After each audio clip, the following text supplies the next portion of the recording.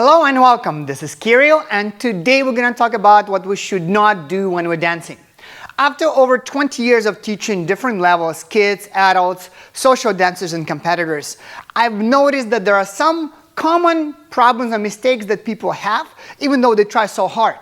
So today I would like to address things that we should not do, things that we should avoid to make it more musical and more balanced.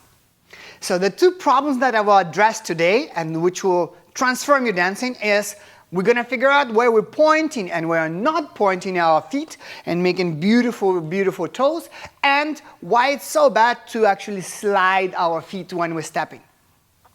So let's start from here. Every time we dance, we move our weight. And we're trying to match that weight movement with the music that we have playing. So when we transfer from one foot to another foot, we have to have engaged legs, which means we have pressure down and actually somewhat squeezing legs in between, even though when they are apart. In this way, it will be much more easier and much more efficient to move the weight from one foot to another foot. The moment we lose that connection, to the floor, we actually falling off. We have difficult time to controlling movement one way and movement the other way. Let me show you one more time. So my pressure down, so I come press down. This is our gravity, and using the legs to fight against gravity. So we are connecting to the floor, because the floor technically is the only thing that we are, when we're dancing, always connected to. Sometimes we're connected to the partner, sometimes we're doing it solo. The floor is always there. So we always need to have good grip in it. And we do it by actually not only pressing down, but pressing and squeezing our thighs, trying to gather them together. So as an exercise, try to do this. Feet apart, toes slightly open. We're going to try to press down and squeeze our thighs. Imagine they have a ball in here and you're squeezing that ball. Squeeze it first and then try to transfer without lifting your heels. Try to transfer weight and without losing the tension in the connection. Even if it's a lot, it's okay right now. Just try to move the weight from one foot to another foot. And you'll notice that you will always be staying on inner part of the feet. Yes, and the more comfortable you become here, still moving and still having the connection, explore moving to the side more, and you're still going to have tension between the legs and pressure on inner part of the foot or inner part of the toe. Lowering, moving, and still having the tension between. Lowering, moving, still having the tension. This is the key. This is something that is not being practiced a lot, so try to include this in your warm-up exercise before you start dancing.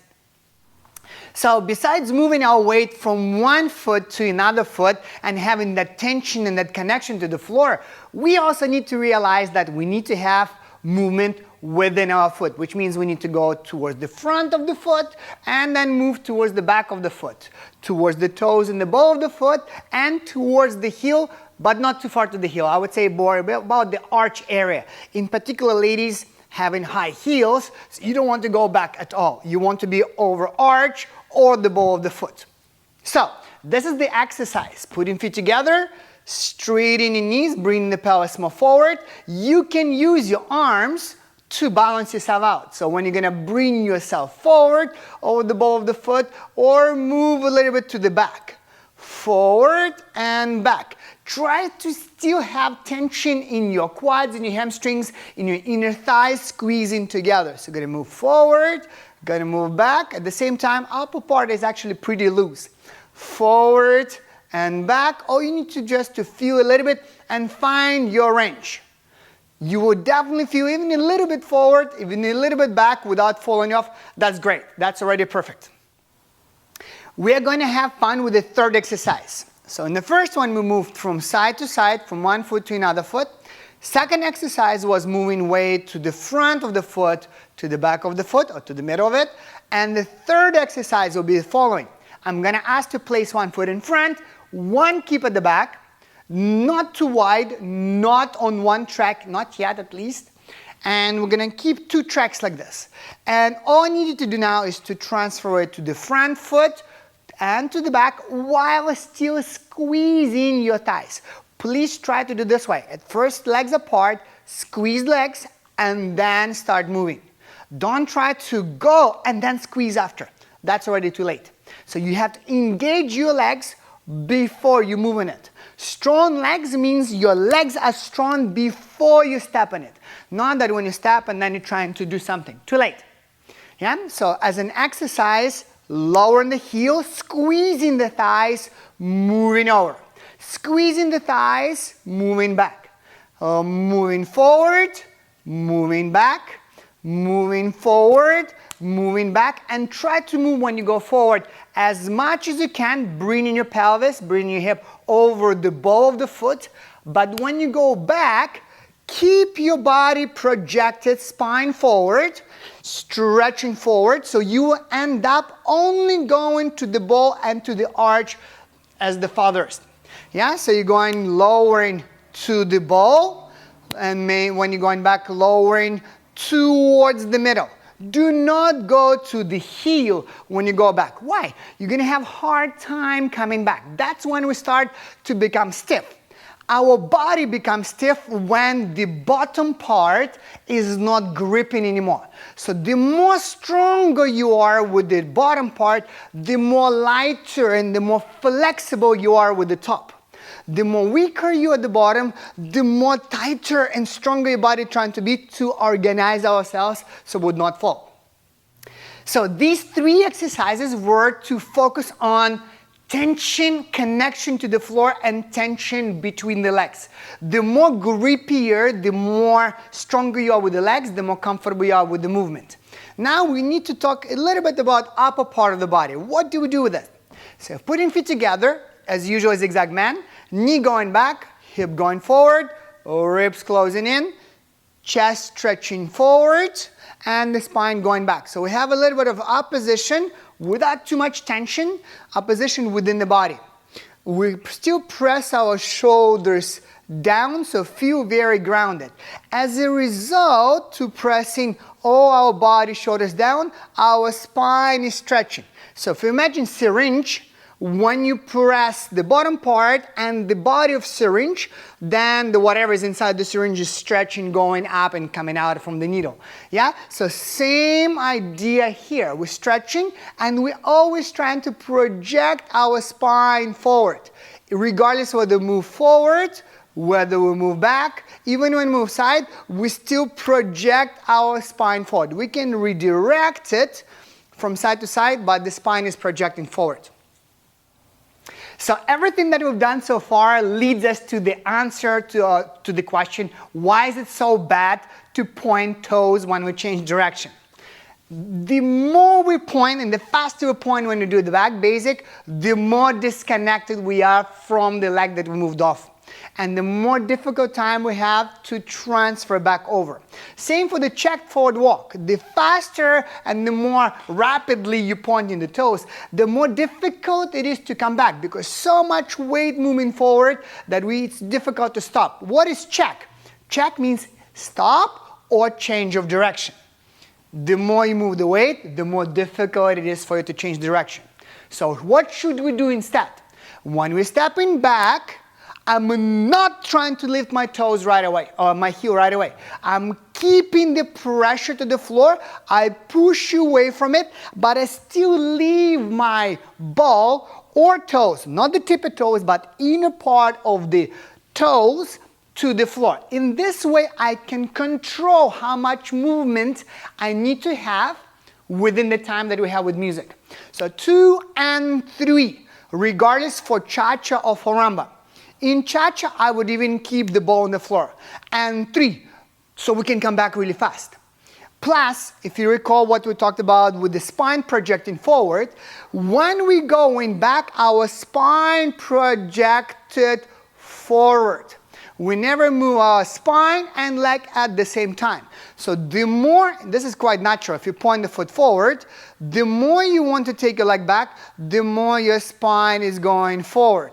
So when you place the foot with moving the weight, the ball is still on the floor, pressing down, and we still have the tension between the legs. Now we're going and 3, and we arrive back on. Now what happens with that foot? And 3. It does point because we continue in the same direction. We don't change it now. Yes, but we don't do it the right way. That will flip us forward.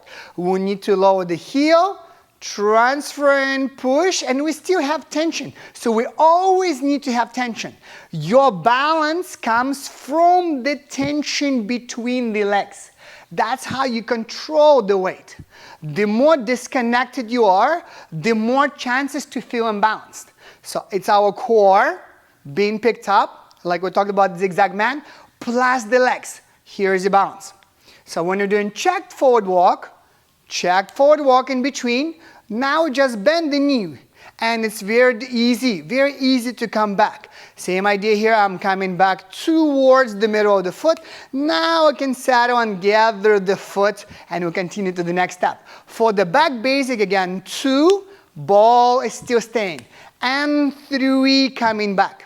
That's the main idea of it. The more we point, the more stiffer we are and the more difficult to come back. The more we leave our feet connected to the floor through the ball, and the more tension we have between the legs, the easier for us to continue dancing. So besides back basic and the checked forward walk, what are the other movements that would change direction? Spot turn. It's a beginner movement, but it's not that easy. There are so many layers there. So I'm going to simplify, but I'm going to show you how to make it smooth and not tight and still musical.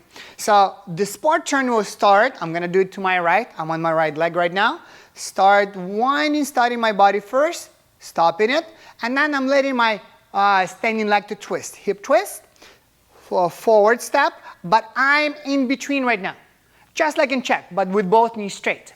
Now I'm using my back leg to start turning me and still pushing me over the standing foot. So my back leg turning is actually the one that helps me to turn my standing leg. But as you notice now, I'm still connected to my back leg and the tension between. Now transfer the weight 3 and 4, 1, and I continue movement really easily.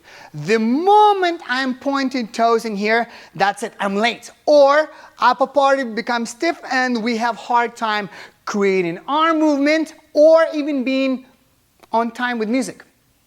So I'm going to demonstrate one more time. Small hip twist and 2 in between. Now use your back leg to turn in with the tension. I'm slightly under turning to transfer it 3, finishing my turn, and 4, 1. So if I do it to my left, same idea, small hip twist and 2, tension between the legs, turning using the back leg, back ball to turn. Yes, my weight arrives here, but I still keep ball on this foot to transfer 3 and 4. So the more tension you have between the legs, the easier and more comfortable for you to get through your spot turn. So why is it so bad to slide our feet when we're dancing? So as you can see from everything we've talked about so far, the more you slide in your foot when you're stepping, the more you're losing the connection between the thighs, between the tension from one leg to another leg, which makes it more difficult to transfer the weight over. That's number 1. Number 2 is that when we make a step, and let's say we have count 1, 2, 3, regardless whether it's cha-cha or rumba. Of course, we don't step on count 1, but if we concentrate, let's say 2 and 3. The placement of the foot is on the first letter of the count. So if the count 2, it means 2, the foot already placed. W, that we already move and settle. So if we slide 2, we don't arrive at the right time in music. Yeah? So number 1, again, the tension we're losing, and number 2, we are not being musical. So please try to avoid sliding your feet out when you're stepping. The only time when it's permissible, when it's comfortable to do, if you made too small of a step, for whatever reason, there was somebody behind you, another dancer or not enough space, you made small step, then you can slide it out to make it more normal for you to arrive. But that's more so as an exception rather than as a rule. As a rule, try not to slide your feet. Here we go, guys. I hope you find this useful. Please let me know in the comments below if you have any questions, or if you have any other problems, any other things that you would like to address and you would like to fix. I'd be more than happy to make a video for you.